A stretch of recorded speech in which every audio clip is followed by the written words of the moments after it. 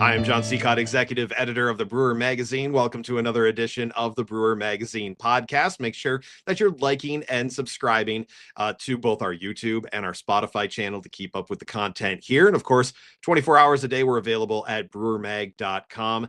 This podcast sponsored by Keg Logistics. It's keglogistics.com/brewermag for all your needs from them as well. And we thank them for being a sponsor for the Brewer Mag podcast. Well, next week, it is CBC 2025 in Indianapolis. We're going to be there, myself and Tyler Montgomery. Looking forward to talking with you, meeting up with you, having a few beers, and enjoying everything that's going on in Indianapolis. But maybe this is your first time, or you just want to get a little thought process ahead of time, kind of a little planner. Be looking later on this week on the website as well, as I'll be running through a few of my favorite upcoming seminars that you can see. But we had a chance to talk to a few people, get the inside dirt before you even sit down in those conference rooms to find out a little bit about that. And then if you've never been to Indianapolis, we talked to a brewery that shared all of that. Got a little tour guide experience thanks to Sun King. Check this all out. This Brewer Mag podcast is sponsored by Keg Logistics. Now's the perfect time to review your keg management strategy. Whether you're seeking a truly flexible keg rental program or intrigued by the seamless distribution freedom of paper fill, Keg Logistics is ready to craft a personalized solution for you, ensuring you receive the kegs you need precisely when you need them. For details, visit keglogistics.com/brewermag. Keg Logistics, modern solutions for keg efficiency. And we welcome in Adeline Druart from Lawson's Finest. Adeline, thanks so much for joining us here on the Brewer Magazine podcast. Thank you, Jon, for having me. Yeah, and this is the CBC preview. You're going to be talking in a panel called Being the Change You Want to See. It's going to be happening on Thursday, May 1st. And I'm even going to throw the time in there, 1:30 to 2:30 at the Wabash Ballroom, Level 1 in Indianapolis. And, first off, just, tell us a little bit about exactly the overall view of the topic and, kind of what it all is when it comes to B Corps and why you wanted to speak about it at CBC. Thank you, Jon, and thank you for giving us the opportunity to talk about this session. We know it's the last day, and I think it's the last section of the conference, so we want to make sure we draw the crowd before everybody then run off to the award ceremony, right?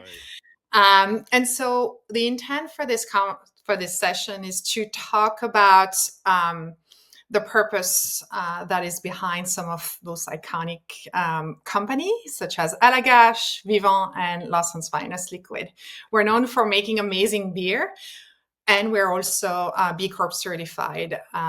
So the intent for this seminar is to share about what does that mean, what B Corp certification means, how do you get certified, and what's the value to the business, how owners should think about it if they are interested, and then bring examples on how we bring the purpose of our company, the impact we want to have, whether it's social or environmental, how we bring them forward in our respective businesses. So the intent here is to also show example on when we say we're a good business, how we demonstrate that. And it's quite a process. We've talked about it, especially with Allagash in the past. But it is so worth it. And, that is the cool thing to tell people. It's a lot of work, but it's worth it. And I think that is going to be, one of those things. But overall, again, you kind of mentioned some of the people you'll be talking with. You'll be with Jason Perkins from Allagash, Jason Spalding from Brewery Vivant, along with Max Hayes from B-Lab US and Canada. And, what's your background with them? Again, how did you guys kind of get together to be able to put this panel together? Yes, definitely. So the fun fact is there is only 18 breweries in the US that are certified B Corp out of, as we know, over almost 10,000. So our goal is to really share the movements, that if you join the movements, if you get through the certification, here's the value this is going to bring for your employee, for your brand, etc. And so when we started to brainstorm the idea on how to share the best practices, how to open the conversation about B Corp, we reach out to our peer. That's Allagash for us they are our neighbor. And so we planted that seed with them. Would you be interested? It hasn't been done yet at CBC. Let's talk about B Corp. And then we reach out to Breweries Vivant because we admire their work. We wanted to make sure throughout the selection of the panelists that we have brewery of different scale. So with Allagash being obviously a larger scale, Lawson's mid-size, and then Brewery Vivant being on the smaller size, so we can show that scale doesn't matter, really. It's really about the commitment to impact. And we also wanted to make sure we invite a representative from B Lab, which is the company that certify organization B Corp. So they are basically the auditor of the certification, and we wanted them to come and explain the value of the certification and the processes a bit to break the barrier and hopefully bring people in the audience in that journey that it's hard, but it's not that hard, and it's worth it, like you say. Absolutely. And how's the presentation going to be laid out? Is it going to be they ask you questions, you guys kind of pick and choose, who's going to answer when, or do you guys kind of have pieces that each of you are going to talk about? Yeah, that's a great question. We're going to have Max kick it off to just ground everyone into what is this thing about? What does being a B Corp certified means? What are the steps? What is the value? He's bringing some very interesting data related to how consumers view the B logo, how relevant it is with Gen Z. And so just ground us into what B Corp is. And then each presenter is going to bring example of what it means for each one of us to be a purpose-led. So for Lawson, I'm going to talk about our social impact program and dive into each pillar of the program. I know Allagash is going to talk a lot about their sourcing strategy and then their environmental footprint. So we each going to kind of bring it to life with what we focus on from the B Corp standards. Awesome. Now, if someone's going in there pretty blind, they've heard of B Corp and maybe they're an owner, they're trying to debate what to do, what key points do you want them to kind of gather out of this, after they leave that session at 2:30 on that Thursday? That B Corp brings a lot of value.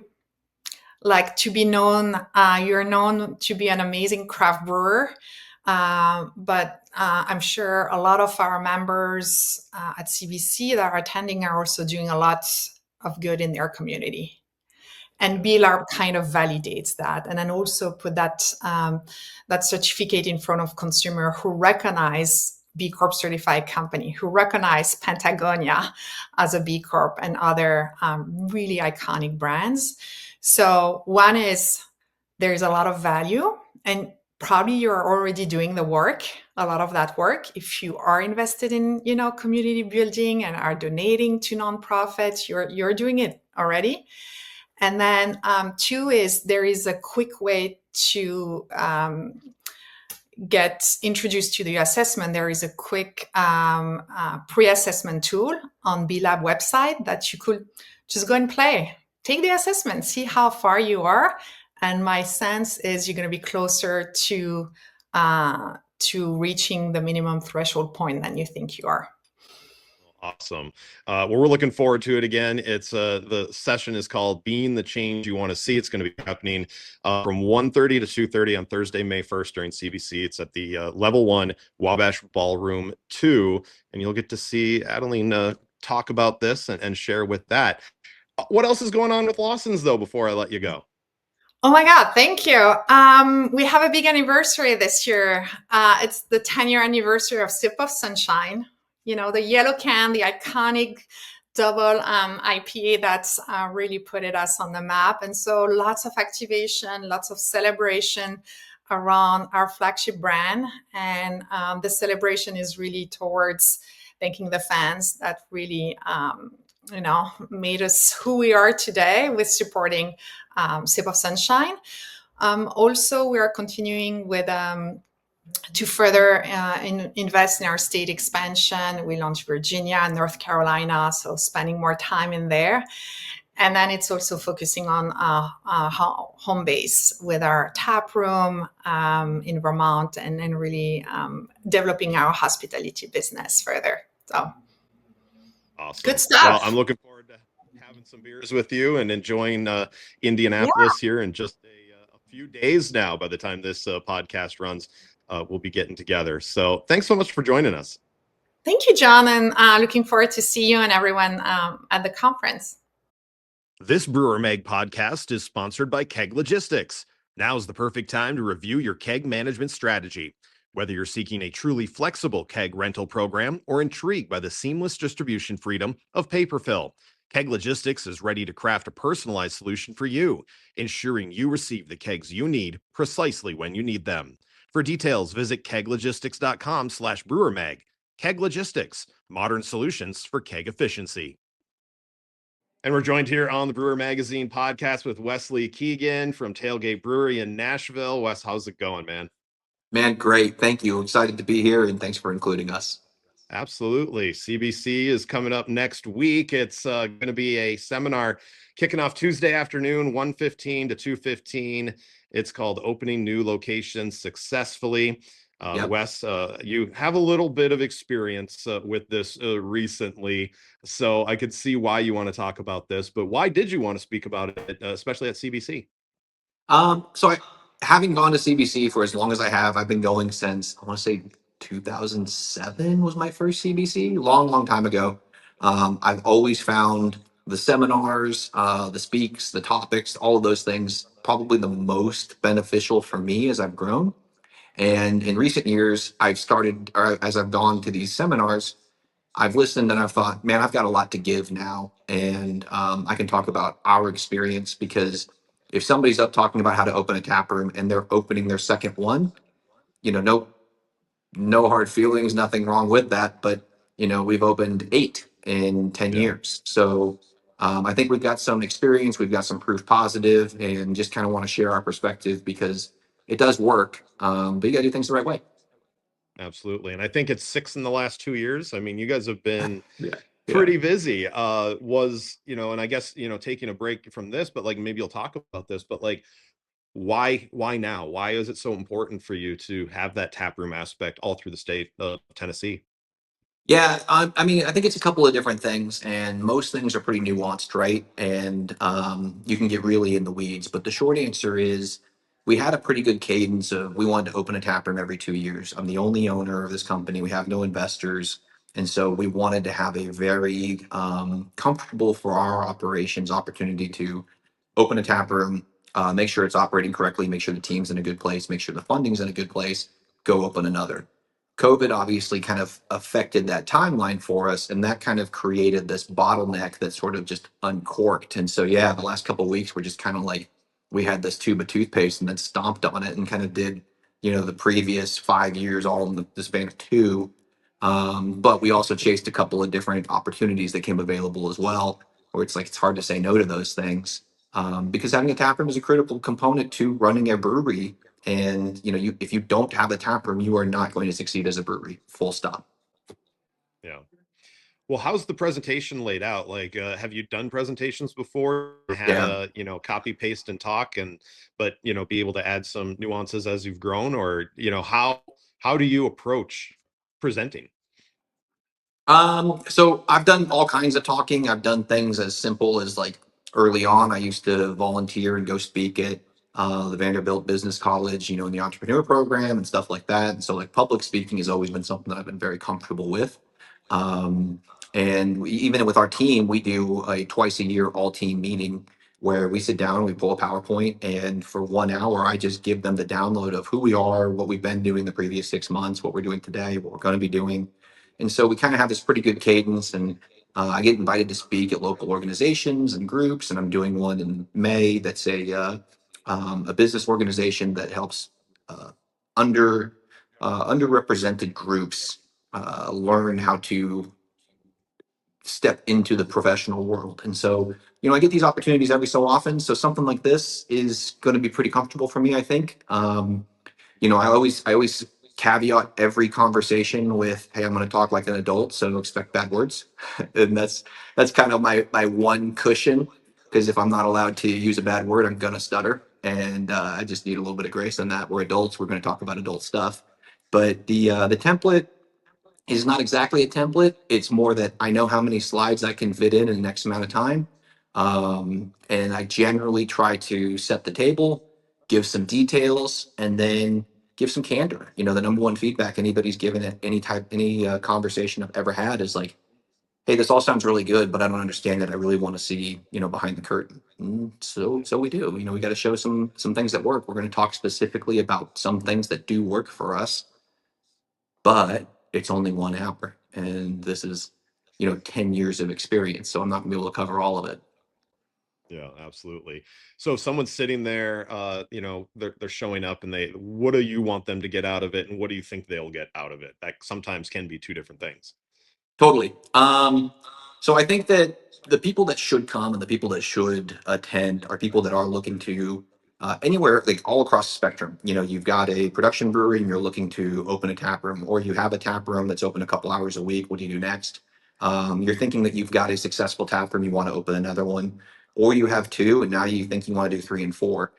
We've seen all kinds of examples in the industry of people and businesses that have opened up tap rooms, and then there's always kind of like the keyboard warriors that'll talk about like, well, they grew too fast. And like, maybe, but what they actually did was they grew wrong, right? Like, it's really hard to open a tap room, 10 driving hours away when you're the operator. Like, there's just no way you can do it. So you can be all over the spectrum. You could have multiple locations and you could be struggling with them and trying to figure out where things are going wrong. This is an excellent time to tune up. Our industry is pretty seasonal. So you're going to be busy. If you want to make changes, make them now. You've got another 5, 6 months of great business ahead. So I think that there's a pretty wide spectrum of people that could come. My personal opinion is most breweries do a really bad job at the hospitality side of things, because most of us got into brewing beer because we like brewing beer, right? Yeah. And as an experienced craft beer consumer myself, I've been to a brewery more than once. Most of the time when I go out, I feel like people treat me like shit, and like my experience is not good. And we have our misses too at our places as well, but we as an industry need to recognize that it is a critical component of having a brewery, whether we like it or not. You have to be diversified. You can't be a single pigeonholed company anymore like you could be 10 years ago, maybe. But if you're going to be in this business at all, you need to get into business. And so I think that those are the people that should attend it. And what I always tell anybody in any conversation, especially when I'm receiving advice, is like, man, if I get one thing out of 1 hour of your time, it's a success for me. So we're going to cover a whole lot of topics, and I hope that everybody gets at least one good thing and they can go implement it, and we can be a better industry for it. Absolutely. And it's called Opening New Locations Successfully. It's going to be happening Yep. on Tuesday at CBC, April 29th, starting at 1:15 in room 122 on level 1 at the Indiana Convention Center. So, this is running on a Tuesday right before that. So we're a week away right now when Yes, this sir. is running on. So we'll be ready. And I'm sure a lot of people will be excited to get a chance to hear what you have to say. But wrapping things up, what's new with Tailgate? I mean, 6 more in the next 2 years. Is that the plan? I don't know about that pace. Our model is we like to buy our locations, so it's a really real estate driven conversation. I've kind of got like my map on the wall of like, we want to be in these places in the state of Tennessee. So if this one pops up before this one, then we're going to go that first direction, right? So the tap room and location rollout is kind of opportunity driven, but we've really, really impressed on our team that we need to invest in what we currently have as well, because expansion is difficult, and you do have growing pains. And if you open up one new location, you're probably going to have an entirely new management team, for example. Now think about doing that with six, right? Like, you've got all kinds of new things. And I think one thing that gets missed is like, if you're opening a new location, it is a new business. And if the life cycle of a new business is most of them fail in the first year, you got a lot of work to do to make sure they don't. and you're really not out of the weeds until you're like 5 years in. So Yeah. for us, what's new is we're hunkering down, but we actually recently just doubled our production capacity at our HQ location and brought in a whole lot of new cellar space, which we're really excited about. We're always expanding our brewery, making it a better place to brew, making better quality products. We're putting a whole lot of pasteurized product out, which is a little bit manual for us because we use batch pasteurizers. But we're kind of hitting that threshold capacity where the next step might be a tunnel pasteurizer for us, which I'm looking forward to talking to the equipment suppliers about when I'm at CBC this next week. So, we've got a lot going everywhere, and it's not always just new locations. Sometimes you just kind of have to invest in what you have right now, because that's the only way to make it fresh. We just celebrated our 10-year anniversary at HQ, and I was pouring beers at that location, and it was just kind of like, hey, thanks for being here. Immediately, I realized our bar is too small, and so we just installed a brand new bar, like completely remodeled the whole thing. In like the subsequent 4 weeks, it's like we're gonna change absolutely everything in this room because we cannot sustain business the same way that this bar did 6 years ago. So, I mean, constant improvement. And I can tell you 50 examples of what's new and what's cooking for us. But today it's Juice Box Wizard. That's our new quarterly release in our IPA rotating series. That's what's new, and that's what I'll be drinking tonight.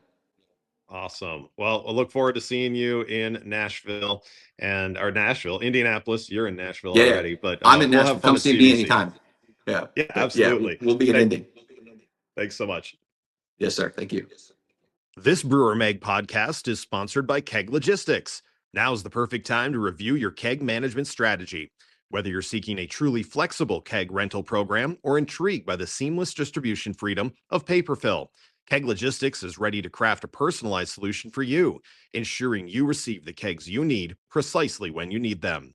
For details, visit keglogistics.com/brewermag. Keg Logistics, modern solutions for keg efficiency.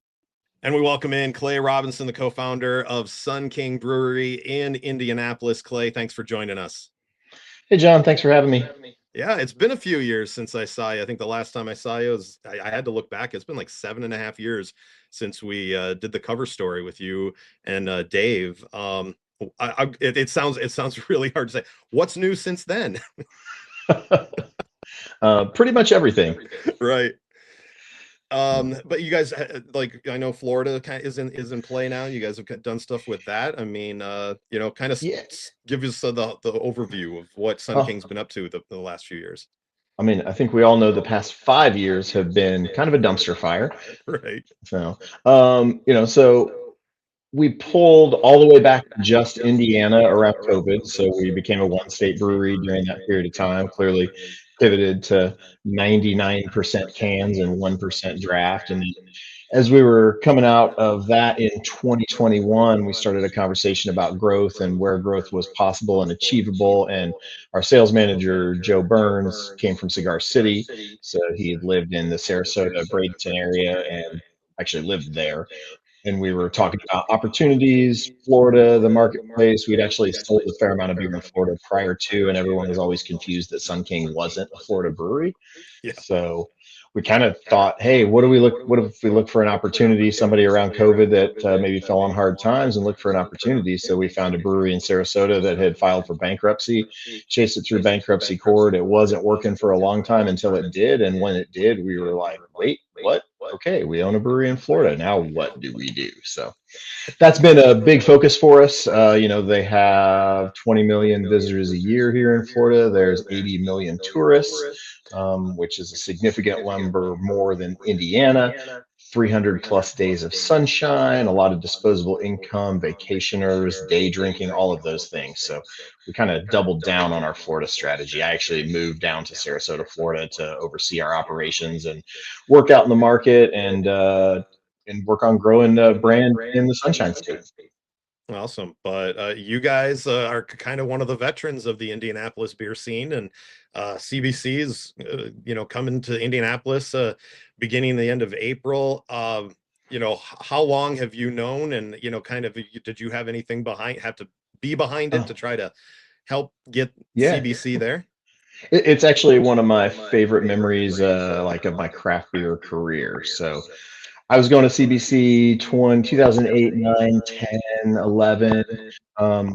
We hosted the Super Bowl in Indianapolis. I think it was 2011. Sounds about right. And later that year, the CBC was in San Francisco, and I set up an appointment to meet with Nancy Johnson on the last day of the CBC. And so I had my business partner Dave Colt with me, and I invited the big guns Nick Floyd to the conversation. And so we met with Nancy, and it was funny because it was during my tracksuit era of my life. So I was wearing a tracksuit. Nick was wearing like a track jacket and looking like he's the Serbian mafia behind me. And it'd been a long week anyway. And I'm like, Nancy, we got to have the CBC in Indy. And she's like, I don't know. People really like to go to more exciting destinations. And I was like, damn it, I've been in San Francisco this entire week and I haven't seen anything but the inside of this convention center, my hotel lobby, and wherever a bus takes me. So I was like, Indy's walkable. We just hosted the Super Bowl, for Christ's sake. We host the 500, the world's largest single day sporting event. We've got these things. We're a huge convention city. It's affordable. 40% of the country or 30% of the country can drive within 8 hours, 10 hours. Like, it's really well located. So I actually think it's more accessible because I'm paying $400 a night for a hotel in San Francisco, and blah, blah, blah, and on and on. And so, I joke with her now when I see her. We've talked about it over the years, but it was almost like we were in a sparring match because I'm like talking with my hands and in a tracksuit, and Nick's just kind of like, yeah, we can do it. Like, Indiana, come on. So we had conversations over the years. In 2013, we started the Canvitational at Sun King, which it was kind of a PR campaign for the city of Indianapolis. We got together with Visit Indy. We conceived this canned craft beer event because at the time, beer was like the only thing in a can, and not that many people canned beer. So we invited like 40 breweries from around the country to come to Indianapolis, spend a weekend, throw a festival to promote canned craft beer. We put them up in hotels and just made a fun weekend out of it. And every one of the breweries that came from all over the country would leave and be like, oh my God, that was such a great time. I was on the phone with Adam DeBauer from Austin Beer Works earlier today, and he was like, I'm not making it to Indy, and I love Indy. Like, from the first moment I went there for the Canvitational, I fell in love, and it's just such a great town. So all of that kind of culminated in a continued conversation and push over the years. To just be like, hey, come look at us. So they'd come, they'd do site visits with Visit Indy, and we'd walk around the brewery, take a look at the city. And then finally, probably 3 or 4 years ago, there was a women's Final Four was in Indy, and Nancy Johnson was in town, and she was like, we're going to get this done. It's like, yes, finally. So technically it's only like 14 years in the making. Only. Well, you're getting it. How exciting is it, and how excited is the indie beer scene to be able to kind of be on this stage? Because people might just know some of the really bigger breweries, like, again, Sun King is one of the bigger ones, Metazoa, but there's 40 some breweries in the immediate Indianapolis area. Do you think that this has been going to be a big thing for them? Yeah, I think it's a huge thing for them. Indy's been a good beer city for a long time. It was flyover country. Nobody really thought much of Indiana. Three Floyds, as many accolades and as much love as they get from people in and out of the industry, they represent, and people always are like, oh, Three Floyds, that's a Chicago brewery. I'm like, no, it's in Indiana. And they're like, no, it's a Chicago brewery. I'm like, oh, seriously, come on now. So, it's important as we've grown in Indy. Sun King was the first production brewery. All we had were brew pubs, so we had a brewery and tap room. And that idea took off. Now we do have upwards of 40 breweries in like the central Indianapolis, like greater Indianapolis area.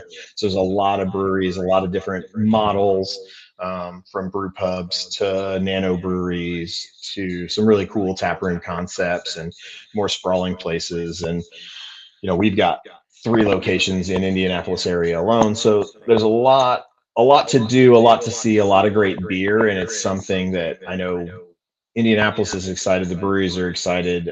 My partner, Dave Colt's the president of the Brewers of Indiana Guild, and the Guild has been working really hard, also in tandem with Dave and I, to try to get the CBC here. And once it gets here, just to make sure that we make a great impression, and that when people come in, visit Indianapolis, which maybe they haven't thought about as a beer city, and leave, that they leave and they're like, wow, that was a really great time. Absolutely. For the people that maybe have, like you said, there's a lot of people that probably do think of flyover country and don't think of Indianapolis. what's Indianapolis known for? And, what do you hope that someone that leaves Indianapolis, other than the beer even, will get out of a trip to CBC? We talk about it a lot, but the Midwest in general and Indiana in particular, we have the thing, it's Midwest nice. Hoosiers, we talk about Hoosier hospitality, but people are friendly, expect people to say hi on the streets, and to be abnormally friendly. A lot of times that takes people off guard. Clearly, we're known for the Indianapolis 500, the world's single largest sporting event. That's a really huge part of our culture, but we're also known for sports in general. We've got the NCAA headquarters here. We clearly have the Colts, we have the Pacers. Downtown overall is a super walkable place. So, if you've been to CBCs in cities, last year was in Vegas and I did not go because me and Vegas, aren't a good match. And there's a lot going on, a lot of chaos, and to get anywhere is a giant pain. People come in Indianapolis, you're going to stay downtown, you're going to be able to walk to the convention center, you're going to be able to walk to bars and restaurants. I made a quick list, but like walkable from the convention center, 1, 2, 3, 4, 5, 6, 7, 8, 9 different brewery / 9 or 10 brewery tap rooms. Sun King is a mile from it. St. Joseph's just up the street. Chili Water in Fountain Square. Center Point is a little bit north and east. Brewlink is just north. Metazoa is walkable. You get down to Fountain Square Brewery. The Upland has a location in a brewery in Fountain Square, and then Taxman and the Tap both have tap rooms in the area. So you got 10 breweries that you don't ever need to get into an Uber or a car. And then if you decide you want to check out some of the other folks, Gugman House is pretty close by, Mashcraft, Garfield Brewery, Cosmetic, like all of those are downtown. And then you jump in an Uber and you can be to any number of breweries in a 15-minute span. If there's something that you look at online or you know somebody at, or you've got friends and you're like, oh man, I really want to go visit these guys. Super easy to get around, super small town Midwest feel. But the one thing that we're not known for, but is a really good insight for CBC goers, is that Indianapolis has no open container law. So you can walk down the street with a can of beer in your hand. Nice. So that is going to be key, I think, for some people, especially it's later in the evening. It's a good one. We oftentimes at the brewery will have events. We'd sponsor some concert series, and like we'll get together, meet at the brewery and have a beer at the brewery, and then everybody will grab a can of beer because the walk is a 15-minute walk. They grab a can of beer, throw it in a koozie, crack it, walk down the street, get to your next destination, and go on down the road. So that's fantastic. We do have, you can be marked as publicly intoxicated, and if you're not drinking your alcohol responsibly, but if you're just walking down the street with a beer, no problem at all. Awesome. What about some hidden gems in the downtown area that you love popping into that maybe even aren't beer related?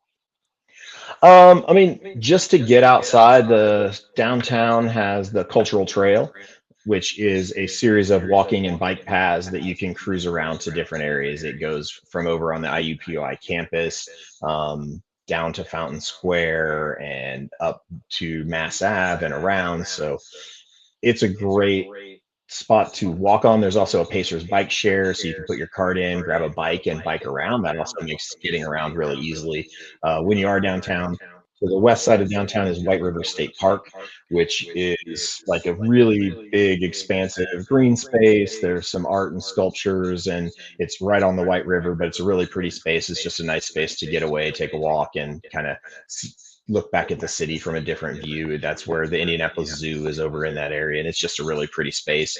But if you kind of wind down and around, we have a lot of monuments if you're into monuments. So the circle itself has a huge monument, and then going north there's a bunch of monuments. But you take the Cultural Trail and you wind north to Mass Ave. Mass Ave is kind of more of the independent arts and restaurant district. So there's basically like a mile-long strip that kind of runs at a 45-degree angle, and it's got taco shops and pizza joints and sushi places and English pubs and Irish pubs and, stuff just all up and down that entire block. And that actually leads out to the Bottle Works, which is an old Coca-Cola bottling plant that somebody put $200 million in and turned into a hotel, but it also has a food hall in it.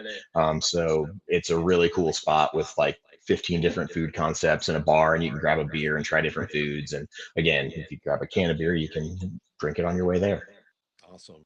Well, and it's going to be a busy week, but we still have, that end of that week is always the World Beer Cup, and you guys are going to have an after party, like you said, about a mile away from the convention center. Tell us about that. What's going to be happening there, so people have a place to be able to unwind after all the celebration really begins. Sure. Well, we do. We've got two kind of public events. We're hosting several private events. So various sponsors have events going on at the brewery at different days. But on Tuesday night, we've got our Collaboration Fest, which we have 12 different collaborations that we've done with the likes of Three Floyds, Lost Abbey, Bierstadt, Sierra Nevada, New Belgium, Rheingeist, Breakside. So we've got a bunch of stuff. We've been working on these beers for a year. So Tuesday night, we're having a band and a party, and we're dropping 12 different beers that we've done with 12 different friends from around the country over the last year, just to have a little fun and a little chill event away from the rest of the CBC madness. And then Thursday night, we're hosting a CBC after party. We actually technically have a screen, and we're going to play the awards. We've got a tent in our south lot that we're using for a number of different events throughout the week. But so we're going to play the World Beer Cup Awards for those people who maybe don't want to go to the awards and sit through it and just want to relax and have a beer. But we've got food trucks, and then we've got a DJ that night that is a great local DJ, Andy D. She's fantastic. So we've got a DJ, so we'll have music, food trucks, and then we've got those collab beers plus some other beers available, and really just kind of trying to create a nice spot that you can just chill, hang out with your friends in the industry, and soak in the last few minutes of the CBC, wrap up the party before everybody heads home Friday or Saturday. Awesome. Well, it sounds like a fun time, and thanks for being our little tour director for everyone that's going to be coming in. Yeah, you're welcome. I think, again, I love Indianapolis. I was born and raised there. It's a really great, fun city. I think people are going to have a really good time. It's super accessible and very easy to get around, and it just is going to make for a really nice time. And I know if people are coming that they're going to have a great time. Awesome. Thanks a lot, Clay. Yeah, thanks, John. This Brewer Mag podcast is sponsored by Keg Logistics. Now's the perfect time to review your keg management strategy. Whether you're seeking a truly flexible keg rental program or intrigued by the seamless distribution freedom of paper fill, Keg Logistics is ready to craft a personalized solution for you, ensuring you receive the kegs you need precisely when you need them. For details, visit keglogistics.com/brewermag. Keg Logistics, modern solutions for keg efficiency.